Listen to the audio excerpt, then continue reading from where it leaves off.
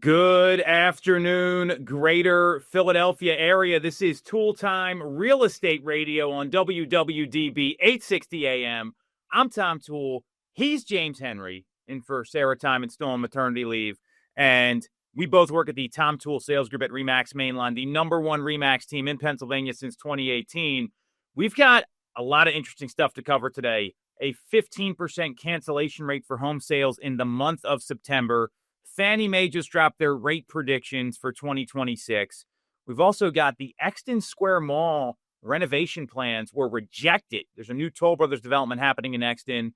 Ikea is coming to the Granite Run Mall, and the Springfield Hospital wants to stay a hospital. And there's a local celebrity opening a steakhouse in King of Prussia. And we got some incredible new listings. We're going to talk about James transitioning from the military into real estate. So if you get some value out of this or you like what you hear, make sure to subscribe to the channel, hit the bell for notifications. And if you want to schedule a call with James from our team to talk about all your real estate needs, you can do that with the link right in the comments. So, James, thanks for coming on, first and foremost, man. Thanks for having me. I don't know if you know what you're getting into when you said yes to this, but here we are.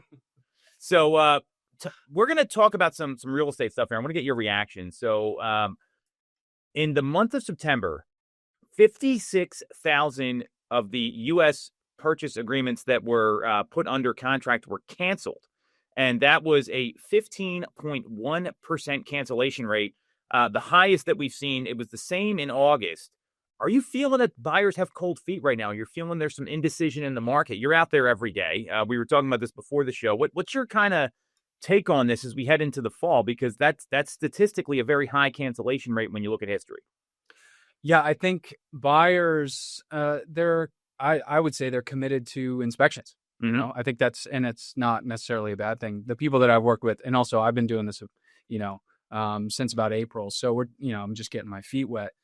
But in my experience, people want to make sure they're planning on staying in these homes for a long time. They got to make sure that it's the right home, not just get into something just because they can close a deal. So people are looking hard. And then also, the finances, I think there's a little bit of a lack of information out there about so you can get a pre-approved and well, then you got to, there's a lot of HOAs in this area. And what is your monthly payment like? Does that make sense?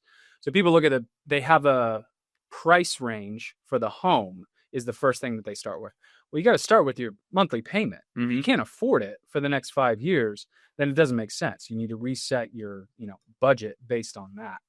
So that's really good intel, because I think what a lot of people don't realize is that they just want to go out and look at a home. And I know you've dealt with that, where they just want to see the property. They don't understand, well, what do I do if I like it? What does an inspection look like? What should I be looking for in a home? So it sounds like a lot of consumers you're dealing with, which is normal, they don't really know what they're getting into. So what's your education process for them? You're in the field, you're selling a whole bunch. I think you sold 2 homes yesterday. I mean, you're selling a whole bunch of real estate right now. How do you educate these people when maybe they met with someone else and didn't get any of this information? And that creates some concern and some indecision, which might be part of this cancellation rate. Yeah, I think the thing that it's kind of a difficult conversation. What you got to do is, what's the most important thing to you? If you have an infinity budget, of course, you can find the exact home. But you talk to some people, they're just like you said, they have a very clear idea of the house that they want. And then they get discouraged and say, well, that house doesn't exist. Well, yes, that's true. But really what's the first thing that can fall off the plate? Can you get a little bit less square footage? Can you go slightly outside your search radius? Can you get something that, has a half bathroom on the first floor? So what's the thing that you're most willing to compromise? If you see a lot of homes with people, there's a pretty big difference. I show a lot of homes down in the Ridley Park, Aston area. There's a pretty big difference between a $300,000 house there and a $400,000 house. Pretty significant difference in the shape that they're in, the size, etc. So you don't get attached to the homes first, because then, when you start looking for things that are in your budget, you're going to be disappointed with everything that you see. But you can't get into something that you can't afford. I like that approach. And you said fall off the plate, which I think is really smart. And if I'm a home buyer right now, I'm looking at what are my 3 non-negotiables. Right. And what's one deal breaker? Like one thing that I absolutely won't deal with. Sometimes it's like a busy road. Sometimes it's I don't want to split level. I want like a ranch or a 2-story. It's a certain type of floor plan. I need 2 bathrooms. Like that's all fine. If you start having this long list of non-negotiables, you're probably not going to find a house. So have you dealt with that where you've had to kind of educate people on like, here's what's available versus what you want? And that is a tough conversation. How do you ease people into that? And what do the buyers have to go through in the field? Because I think mentally it's pretty tough. You get excited about buying a home, then you see what's out there, and it might have to do with getting your expectations met or not met in this case. Right. I for me, I think it's just sort of accepting, what people, the non-negotiables that they have. You go and see, just, toured a few houses with somebody. We had, I think, 4 tours set up, and 3 of them were townhomes. We walked into the first townhome, and you could just tell, she's like, I want a detached house. I don't want to be in a townhome. It's like, all right, let's go see these. Let's go see these other ones. You do, if somebody's, pre-approved, they have their finances in order, like just go see a few houses. See, this is what a, $300,000 house looks like. This is what a $600,000 house looks like. This is what a townhome can get you. But then you got to have that conversation with some people. It's like, hey, your best move right now is not to move. Because if you want something, you're waiting, and your non-negotiables, that house, it's not going to come on the market. I think also then the second conversation after that is you got to be ready, because another situation that I've seen a lot of buyers is that the quote unquote perfect home for them comes on the market. You're not the only one who's going to be trying to get into that house. It's gone over the weekend. Very frequently, those have a offer deadline, and they're just, they have over ask offers and they're gone. So if you don't have a solid pre-approval, if you don't have your finances, tight, ready to put in a strong offer, then it's going to pass you by. It's going to happen 2 or 3 times.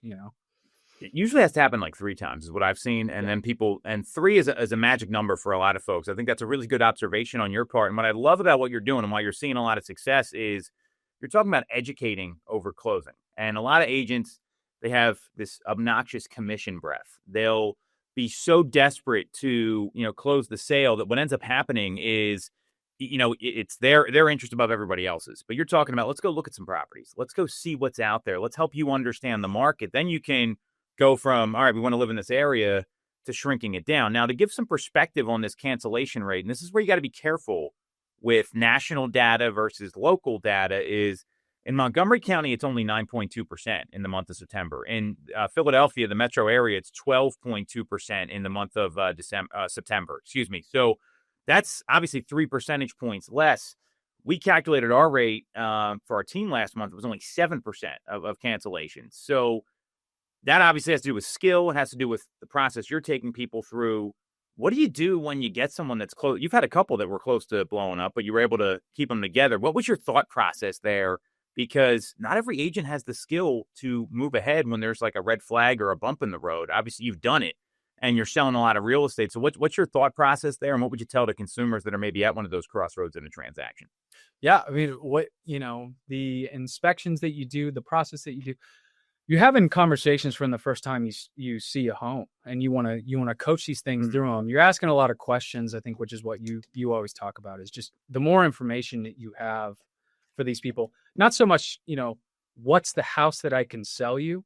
It's what are you trying to accomplish? Why? You need some more room for your, just sold a house. A guy's getting a house. He bought a house for his mom to rent, it's like, so it's a totally different goal from just what's the house that we can close you. Where are you trying to end up? So if you don't know that, then, somebody's going to get into something that they, once they dig a little bit deeper, they're not going to be very happy with the process. Well, I think you hit the nail on the head. It's lack of information up front that leads to some of these cancellations afterwards, because they see another home that comes along that looks better.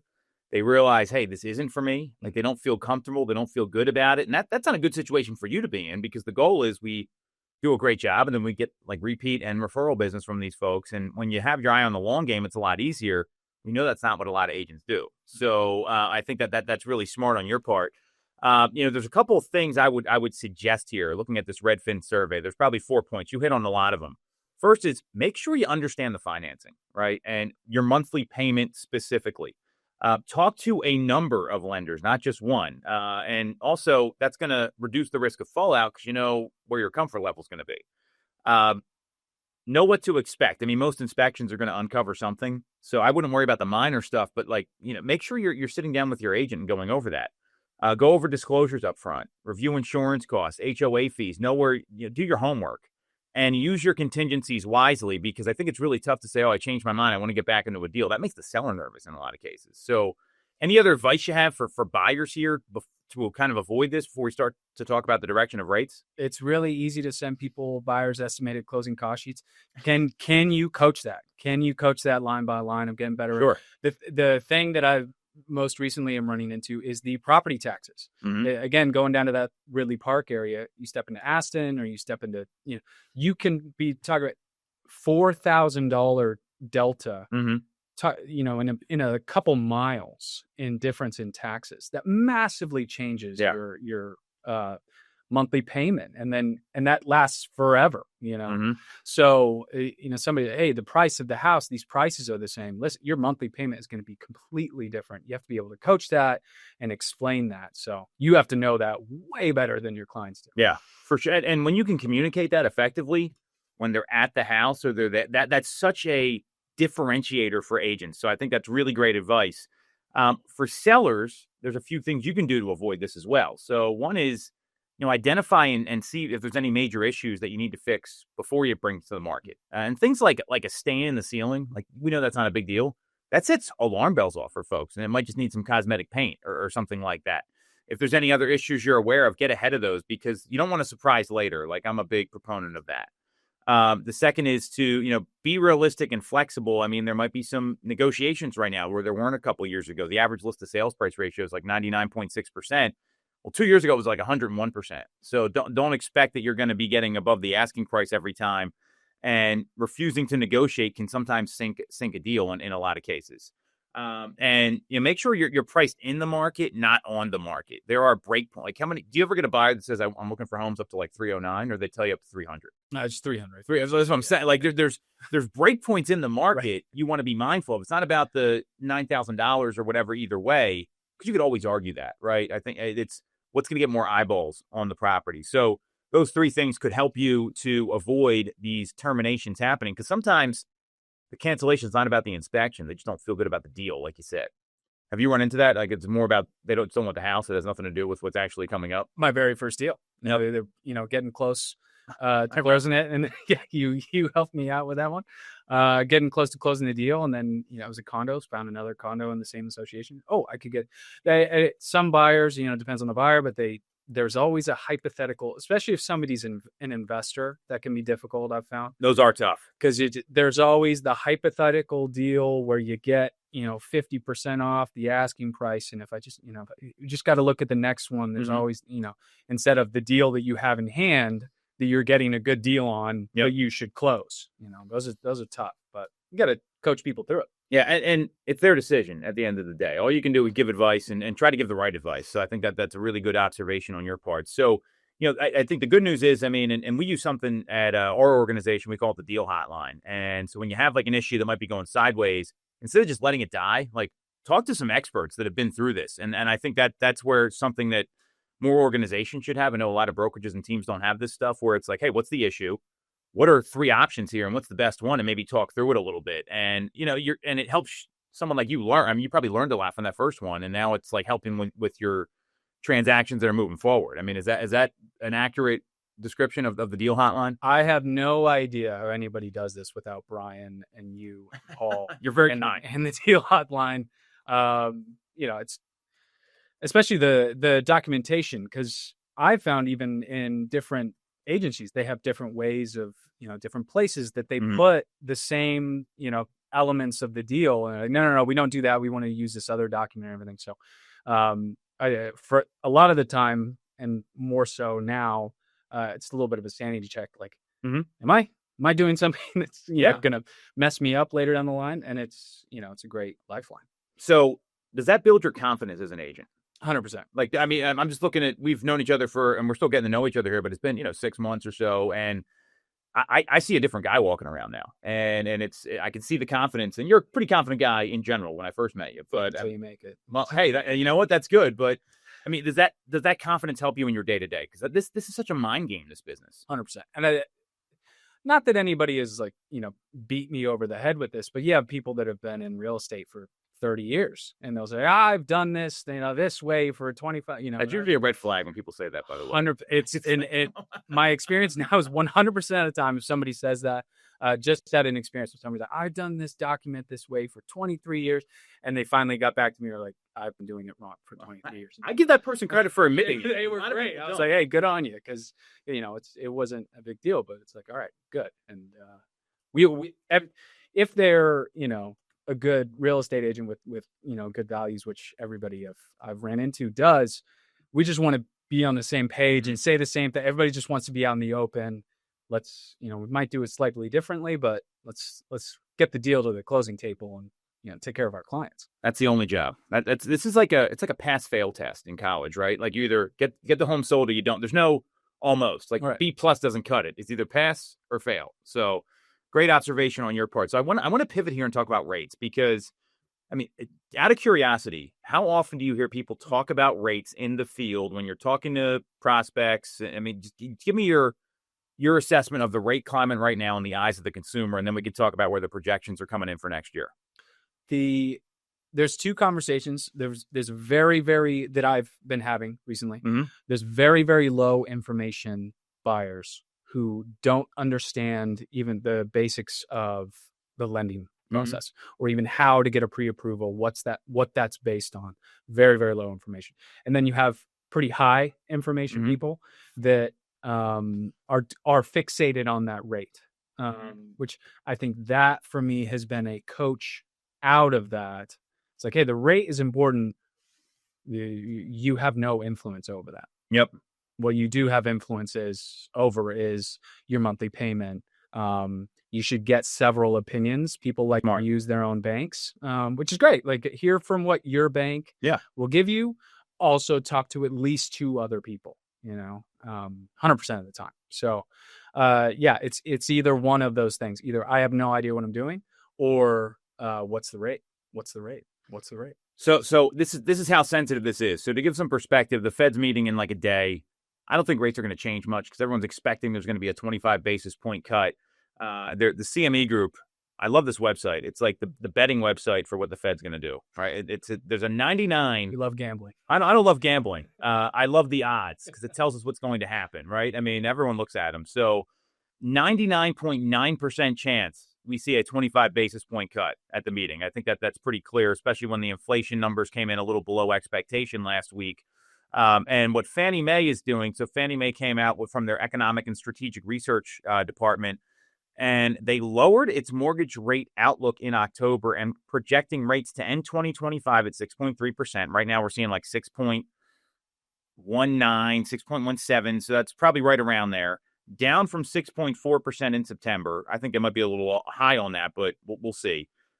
But more importantly, they are expecting that we could see rates hit 5.9% in 2026. So not a huge drop. You're talking about a little over a quarter of a point. Do you think that's accurate? And we're just guessing. I mean, I'll be the first. I don't, I've been wrong about rates many times. 2, would a 5 handle get more people off the fence? I think definitely. You were talking about people that are listing their home, get it under, don't list it for 401, list it for 399 because more people are looking at it. I think that is a double-edged sword for buyers. So you get you get a number that starts with 5. That's excellent. Now everybody's going to say, all right, now I'm going to get into the market. And to be super competitive. I just on Friday went and looked at some, neighborhoods. I saw 6 houses around like the Wayne area, very competitive houses that move super fast. 2 of them had price decreases.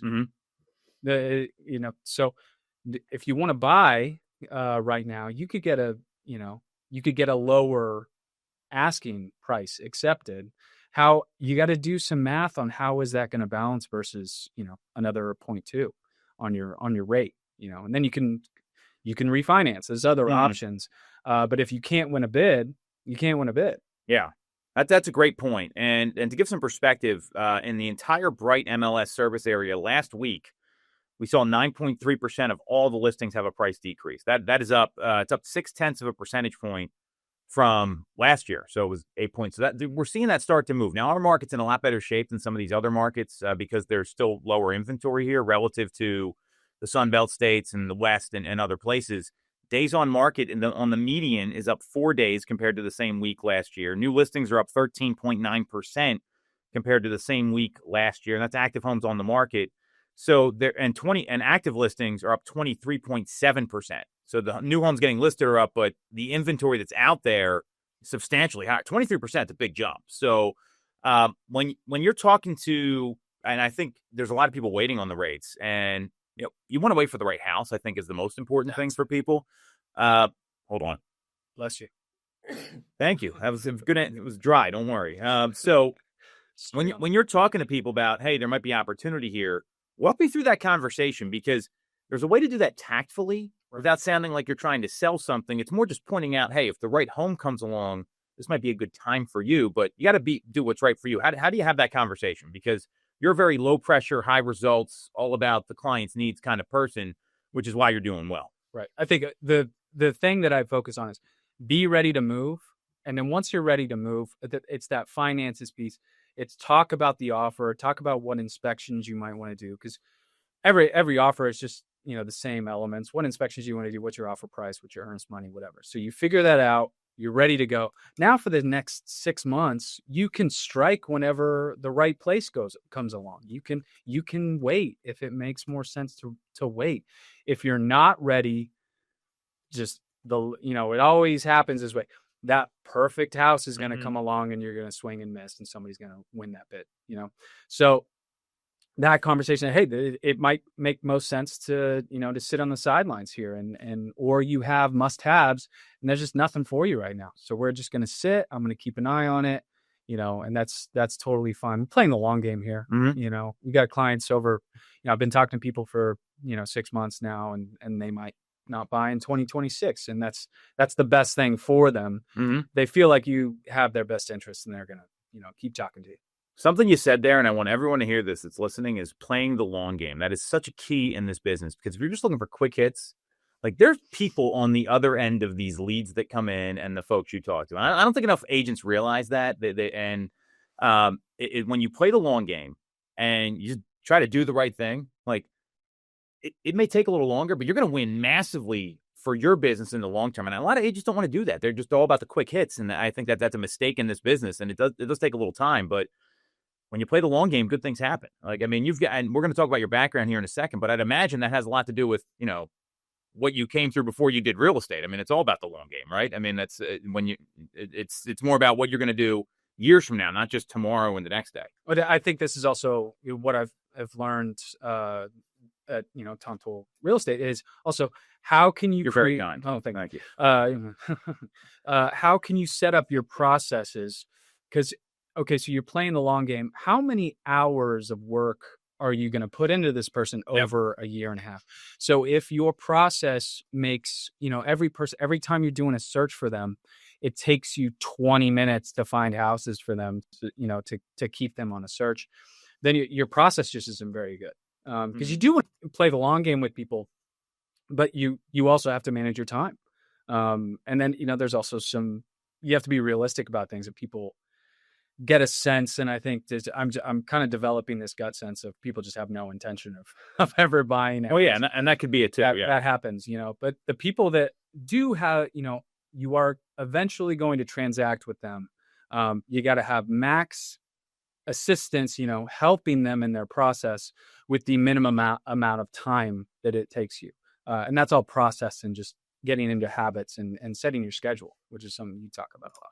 Well, and I think when you approach business like that, I mean, that's what helps. And not everyone's going to transact, right. But when you look to help people, I mean, I think that's the most important thing here. So, looking at this rate outlook, I think playing the long game now is a really smart move, because there's going to be people that wait till these rates come down, no matter what you do, no matter what comes on the market or anything else. And when the market turns, that's when you want to be in the right position at the right time. And that's what all that work leading up to it has to do with. You also talked about efficiency, which I think is really smart because you can't be bogged down with like 2 or 3 people as an agent. You've got to be working tons of people and hope like 2 or 3 come through a month. But it's just a numbers game there. So that's really what we're talking about more than anything else. So a lot to think about here. We saw this high cancellation rate, not as bad in Pennsylvania. We're seeing rates might ease a little bit here. So there's a lot of good stuff coming down the pike when it comes to the market. Keep in the market. I think for the people that want to wait, I mean, what's your advice for them? I mean, what should they be kind of monitoring? Should they pause on purpose and monitor at the same time? What advice would you have for those folks that are hell bent on waiting until the new year? Keep an eye on the market. And our market's a little bit different, really. Well, at least the market that I work in, it's kind of 2 different markets. I work a lot in Philly and then outside. And those are 2 different markets. I agree. It's 2 completely different markets. And then even if you're in Philly, if you're looking south of Washington Ave, it's a totally different market than if you're looking in the Rittenhouse area. So it's not a very useful answer, but basically it depends on the client. What do you need to do if you're looking in an area that has, very little inventory? People that are looking in the Rittenhouse area, they're looking for that beautiful wood floor townhome. There's not a million of those, and they don't come on the market very often. So I would be a little bit more aggressive with people there. Like, hey, you got to be ready to go. Like, my recommendation to you is to keep your eyes open. Let's move on something if it comes up. Let's keep spinning. If you are, if your search has a ton of inventory, let's sit. Let's just, keep top of mind, keep, sending them things periodically, but you can be a little bit more, hands off there. I think that's really smart. And that's where it's important to know the market, right? Like every market's going to be like one side. You're talking about one side of a street, right? And that is so accurate, by the way. And that's the stuff a local expert knows. That's why you want to connect with James if you got any real estate needs in the area. So we're going to take a quick break. We're going to come back. We're going to talk about some of this local development news. There's a lot going on in Exton right now with the mall and a new development. We'll break that on down next. And we're going to talk about James, what he was doing before real estate and how he was able to transition, because that's not an easy transition, what you went through. I think it's pretty tough. And we got 4 killer new listings we want to share with you as well. We'll be right back on Toole Time Real Estate Radio on WWDB 860 AM. All right. Welcome back to Toole Time Real Estate Radio on WWDB 860 AM. I'm Tom Toole. He's James Henry. We both work at the Tom Toole Sales Group at RE/MAX Mainline, the #1 RE/MAX team in Pennsylvania since 2018. We've got development news in Exton, Ikea coming to the Granite Run Mall, the Springfield Hospital wants to stay open. Then we're going to talk about James and what he was doing before real estate, what he's doing now, and why he is kicking some major real estate butt. And we've got 4 great new listings we're going to talk about as well. So if you get some value out of this, or you like what you hear, make sure to subscribe to the channel, hit the bell for notifications. And if you want to schedule a call with our team and talk about maybe moving to one of these areas or what's going on in the market, James can set you up. Just click on the link in the comments. We'll get you squared away with him and on his calendar. So there's a lot of development news here. We've been talking about this Exton Square Mall project for a while. And in my view, unfortunately, there was a rejection of the Exton Square Mall redevelopment plan. So I worked there as a kid at American Eagle Outfitters when it was just the Exton Square Mall before they expanded it. And there was a rejection on the plan. And now Abrams Realty and Development plans to file a lawsuit following the West Whiteland Township Board of Supervisors rejection, according to BizNow, which is a local Pennsylvania website. Peter Abrams said, for political reasons, it looks like these guys didn't want to approve us. My partners and I view this as a bump in the road, not because our court case is so strong. He added that he does not expect the legal case to affect the construction timeframe. The Planning Commission unanimously approved the plan in August, despite vocal criticism from several members. And the rejection later was a surprise to the Director of Planning and Zoning, John Weller, who had expected approval even with the objections. Local politics are tough. So what do you think about this? I mean, because they were going to build residential there. They were going to have 200 some residential properties, kind of like King of Prussia Town Center. There was going to be an active adult community, health and wellness. They still had Boscov's as the anchor there. What do you think about this plan getting rejected this late in the game? Because there was apparently this was the result of hundreds of emails from residents concerning traffic conditions, and the density was more than they would like there to be. I would say, I hope they can find a resolution. My fiance's parents, they live up in, oh, sorry. My fiance's parents, they live up in Bethlehem, and that area has just exploded. And it's the same for the main line. A ton of people want to move here. So you do need to manage traffic and need to figure that out. But, a lot of people want to be in this area. It's a great area. Mm-hmm. So, and then just working my piece of the puzzle, real estate clients, people are looking for homes. People, mm-hmm. I'm working with people every day. They, families that want to find a home, and there's not a ton of inventory out there, so that's too bad. Hopefully they can make it work. Yeah. And what I'm a little disappointed by is that this mall has been vacant for a while. Like malls have become, I'm a little older than you. Like malls, people would hang out the malls and stuff in the 90s and like the early 2000s. Yeah. Well, now people don't go. King of Prussia is the one mall in the area that gets, and that's a shopping destination. They've got very high end stores there. That's not the norm, right? I mean, most malls are kind of like dormant. I mean, you ever go to the Plymouth Meeting Mall? There's like nothing there anymore. It's very depressing. So you got this big space in the middle of Exton, and you could do something with it. And now it's like, well, we don't want travel. What do you want? Just a vacant building there? Like, what's the plan? Like, this is where local politics get very frustrating when it comes to housing development, because housing affordability is tough. And you get these local townships and boroughs and even the city, if it's Philadelphia, and they're very strict on what can be developed for sure. We also, I work with some people on land, and kind of what I've heard, I haven't ran into this myself, but it depends on the township. If you're zoned incorrectly, or if you need an easement, if you need a variance, it depends. Some townships you can do it. Some townships like, hey, don't even ask. They're, just totally will not work with you, which you have to, in real estate, everything's negotiable. You have to be able to come to some sort of agreement, or you're just going to be blocked, and that's not good for anybody. Yeah. And I think that it's all based on the local politics. I think that's really the problem. And that's where I know a lot of developers get frustrated, where the cost to get a permit now in some states, and just get approvals, it's jumped substantially. So it's very difficult to build more affordable housing. And I think this is another example of that. I mean, I've seen in Lower Marion Township, they built the One Ardmore Place. It was a Carl Dranoff development, and it was all approved. And the homeowners and people in the community were there like 4 a.m. arguing about this, but it was already approved. It sounds very similar here. So I don't think this is good for Exton. I mean, you want to. King of Prussia is like this vibrant spot now that it wasn't before the town center got developed. Like, we've seen these places really help, these kind of active communities where you got some retail, you got some townhomes. I think that would have been a good thing. And in the meantime, what got approved was there was a 100-acre site in Exton that Toll Brothers just bought for $70 million to construct its largest age-restricted residential development in the Philadelphia area. And that's on Church Farm Lane, and they're planning 317 units. So what's that going to do to traffic? Like, what's the difference here? I don't really understand. And this was greenlit last year, and it's in West Whiteland Township. It's the same township. And it's the highest unit count among projects reviewed in Chester County by the Planning Commission last year. So they're calling it a resort-style neighborhood with on-site amenities. Sounds kind of similar.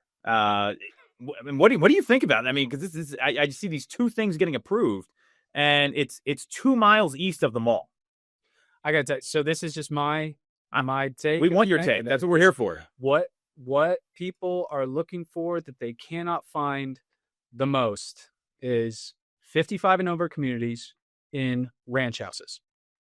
It is so difficult to find those. There's tons of developments. But basically, if you're 55 and over, there's a lot of people that just can't do stairs. And that is the most rare thing that it's the most difficult thing for me to find. So you need more developments like this. You need a ton of 55 and over developments. There's tons of people who also want to downsize. I've ran into so many clients, they want to downsize and they just can't. So they're staying in their $1.5 million, 5,000 square foot home, and so if they could downsize into these communities, then you could get a family into that larger home. Yeah. It makes the whole market move. And this is just my take, is that is a major sticking point, is the lack of inventory in the 55 and over community. Yeah, and I think that's a great point. And right now, baby boomers, they control like 1/8 of the world's wealth. A lot of them are staying in their homes longer because they're having trouble finding where to go, especially in suburban communities. So you get this one. I love that this is getting approved. I think this is great. I'm very pro development. I grew up in Chester Springs. There's a lot of open space out there, and it's now Toll Brothers did buy this from another developer. It was the McKee Group who had walked it through permits and approvals in 2024. So it might have been a little further down the line when it comes to project approvals. But it seems hypocritical that they're approving one, and you got this vacant mall with a Boscov's in it that's doing nothing. I think it just doesn't make a lot of sense to me. And I think that's really the problem here more than anything else. It's like, well, you're going to get just as much traffic. I mean, if people are going to, there's traffic, if the mall was open, there'd be a lot of traffic going in and out of the mall. Right. Like, what are we talking about here? So I think that's where the disconnect is when these two things happen parallel. And what's the solution? The solution is to fix the traffic problem. Solution is to, resolve that. The best solution is not just, hey, we're just not going to prove anything. We're just not going to build any more houses. Nobody else can come out here. That's just not. Well, that's not going to help. That's not going to help. And especially in that like Westchester, Downingtown area, there's a lot of international people moving there. I mean, you look at it's one of the highest growing populations of influx of people moving in from outside the area. Pennsylvania typically doesn't attract a lot of people like that. So I think, again, it's a mistake here because you're opening up new opportunities for everybody else. And the home it's in highest demand right now is the single family home that someone can be in for 20 years. And that would open a lot of those up. I'm pretty clear. I mean, is that fair to say? 100%. The open house that I sat for you on Saturday, that whole community, it was the Halloween festival for that community. A bunch of families, a lot of international families, and they're using the train station there.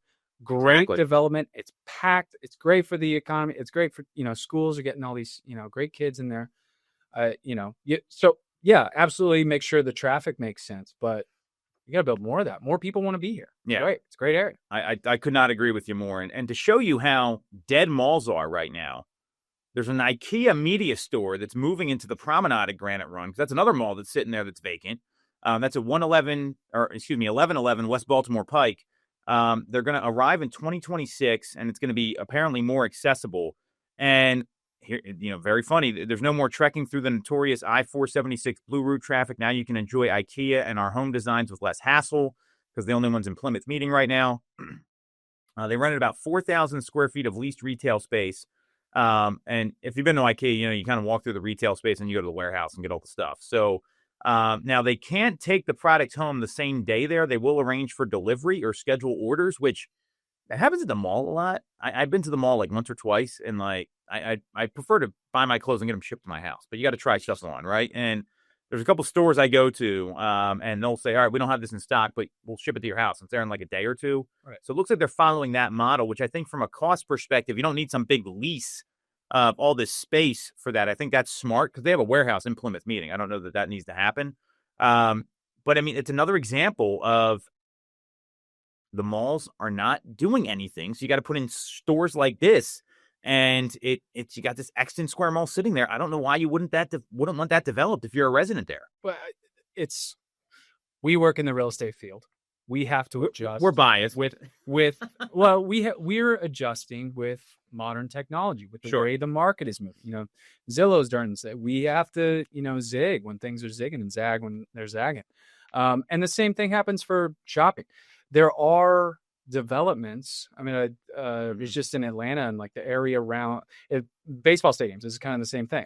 It's different. They're much, much smaller, and they figured out what you do is you build, a bunch of bars and restaurants and shopping around the baseball stadium. So they made it so that's something people want to go to. So, the big box malls with the fluorescent lighting, like nobody wants to go in that anymore. You can just get it on Amazon.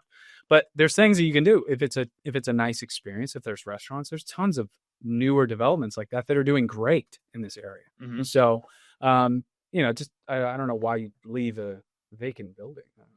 Well, and I can speak from my perspective where I've got kids that are 13, 11, and 8, right? So we're at the stage we can we don't need a babysitter anymore. But when you don't need a babysitter, you're thinking like, hey, I'm going to stay close to the house. I'm going to go, and we don't go out a lot, but I'm going to go get a bite to eat or do something like that. Like we're looking to be within like 10 to 15 minutes of where we live in case there's like an emergency or something like that happens. And that would do a lot for Exton and the surrounding area. And there's a lot of communities there. I mean, you look at just by the Exton train station. I mean, you got those giant town-owned communities there. I grew up in Chester Springs. Like, there's so much new development going on out there. I think it could be this like vibrant hub. You've seen Downingtown come a long way with a lot of their development. So I think these are all things you would like to see. I just don't get this rejection of the Exton Square Mall plan. I don't think it makes a lot of sense. All right, so enough of that. James, I want to talk about you before we wrap up here. And we got 4 new listings we want to highlight at the end. So first of all, grateful to have you as part of our organization. I mean, you're kicking butt. You're aligned with our values. You sold, 2 homes yesterday, which is amazing. Most people don't sell 2 homes in a year. So congratulations. So tell everyone a little bit about you before you got into real estate. Because I think that how people get into real estate is so fascinating to me, because it's not like when someone wants to become like a doctor or a lawyer and there's like a very clear linear path. It's very different than what a lot of people expect. Yeah. So I went to I'm from Oregon. So my fiance is from Pennsylvania. That's how we ended up in Pennsylvania. I went to West Point. I was in the Army. Was a Ranger, was an infantry officer. Left in 2019. I went to NYU for acting. I'm an actor. And then when you're an actor, if anybody's an actor, anybody who's an actor, most of working as an actor is not working. So you need something that A, pays the bills, and B is, you got to get up and do something every day. So we were living in New York for a while. I was working as a personal trainer.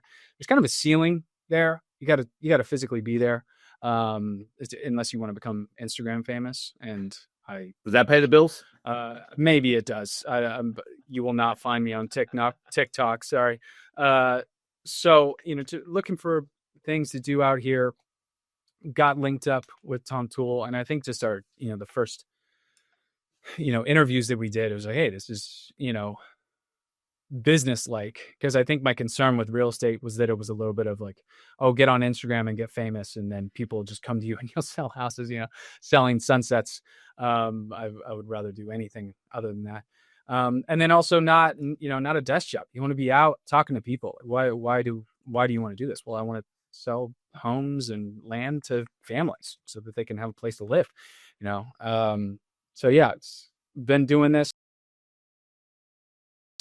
Still have no idea what I'm doing. That is not true, by the way. I mean, you definitely know what you're doing. You wouldn't be selling homes, but I think you're saying there's room to grow. I think it's a different way to put it. In terms of the transition from the military to real estate, the military, especially as an officer, you change your job every 2 years at most. Usually it's like every year. Mm-hmm. So you kind of start to figure out what you're doing. Sure. Once you get to the 1.5 year mark. And then of course they go and have you do something else and you have no idea what you're doing.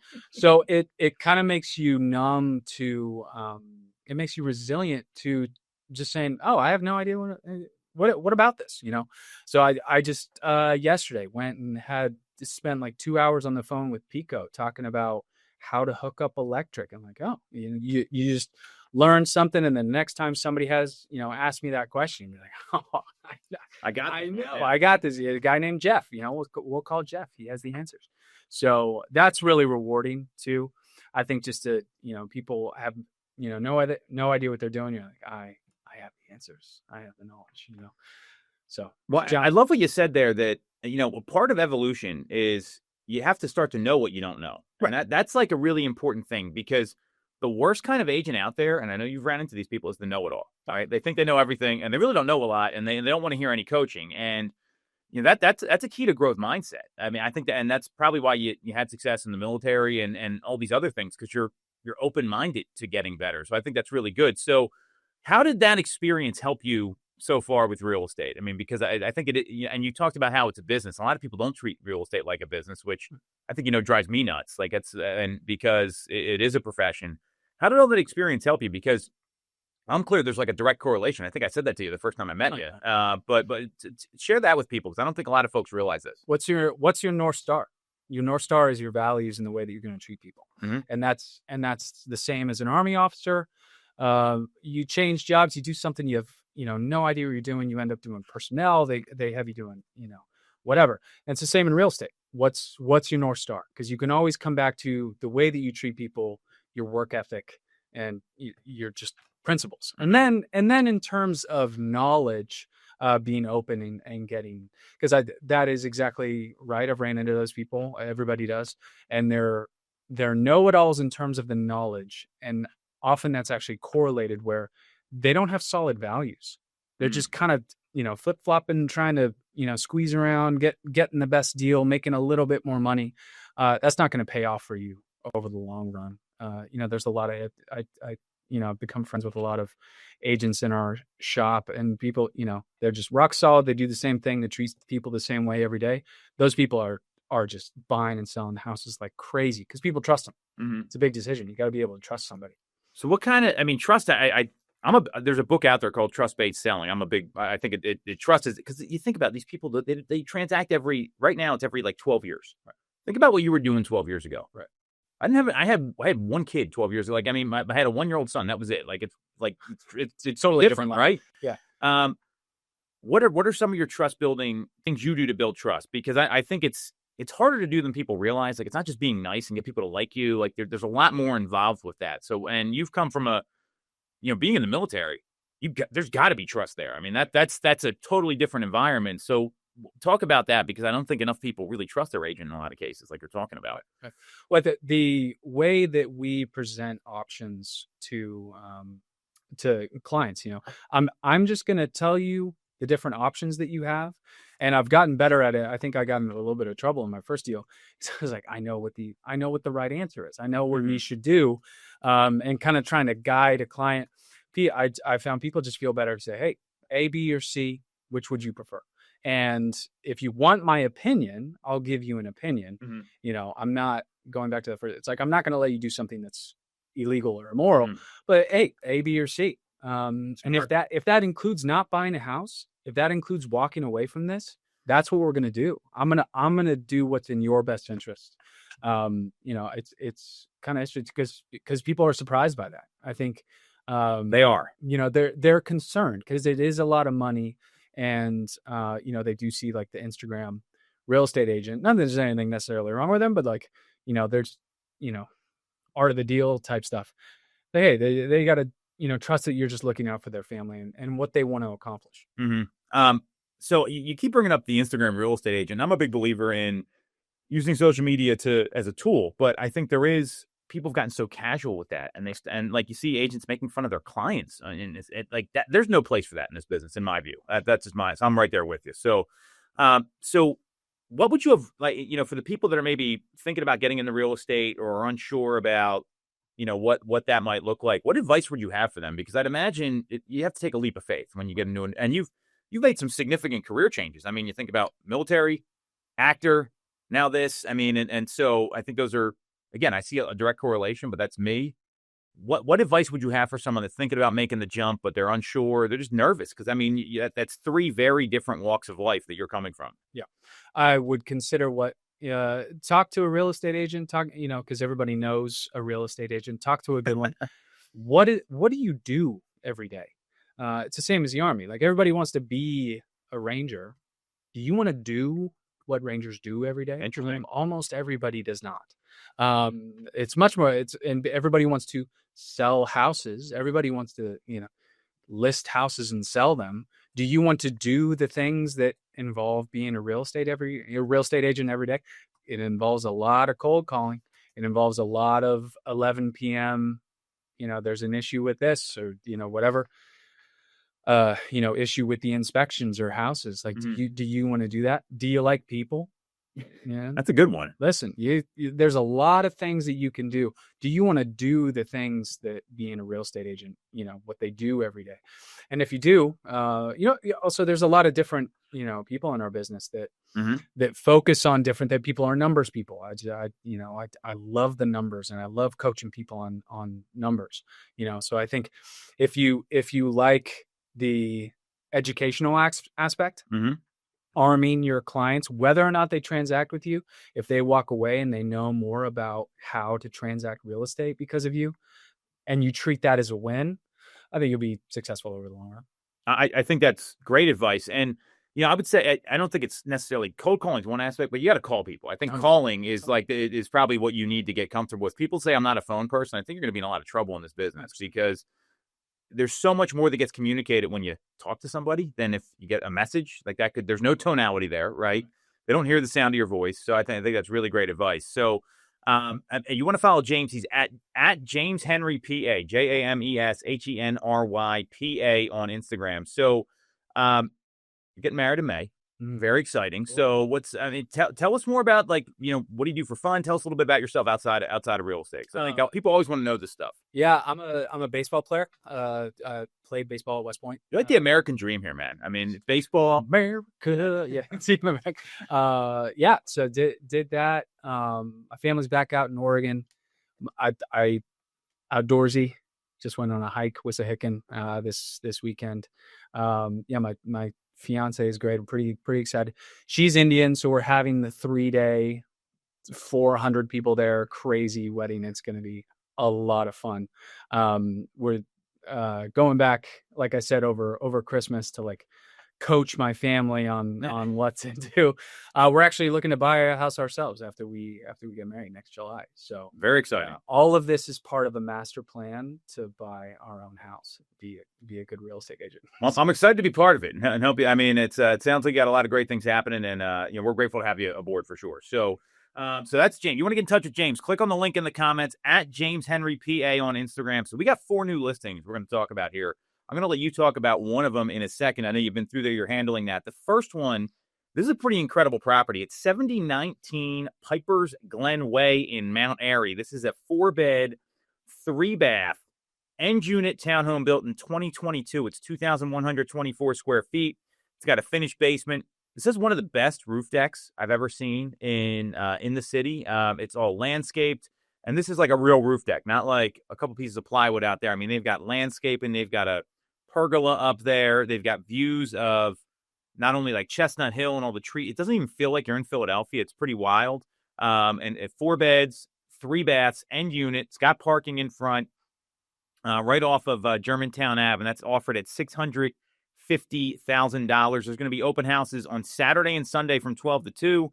David Archer from our team will be there. You can go check it out. Or if you want to schedule by appointment, you can click on the link in the comments. 735 Mellon Terrace. You want to talk about this property? Oh, yes. Down in Poplar, kind of north of Spring Garden. Great area, right down by the Edgar Allan Poe house down in Philly. Spotless, really nice, like fence enclosed area. It's really peaceful, really quiet down there. Again, Philly, you go a few blocks and it's a totally different city. Mount Airy is very quiet and beautiful. This area down that Mellon is down in, nice and closed, like a lot of families down there. Good amount of space in there. It's a condo, and then it does have parking. Big deal. It's all gated too. That's impossible in Philly for sure. So it's great. That's offered at $160,000. We're getting played out here. I'm going to be quick. We got another property that is coming to the market in Springfield. It's 864 North Avenue. This is available for showings right now. It's priced at $380,000. It's a 2-bed, 1-bath, single-family home, Springfield, Delaware County, 1,100 square feet. It's in great shape, all one floor. You're going to be hard-pressed to find something like this. That's, again, 864 North Avenue. And the last one is a lot that we have for sale in Coatesville. It's 1263 East Diamond Street, $85,000 for a half acre. That's what we got this week. You want to follow James? He's at James Henry PA on Instagram. You can follow me at TomToole3RD. We'll be back next week on Toole Time, Real Estate Radio on WWDB 860 AM.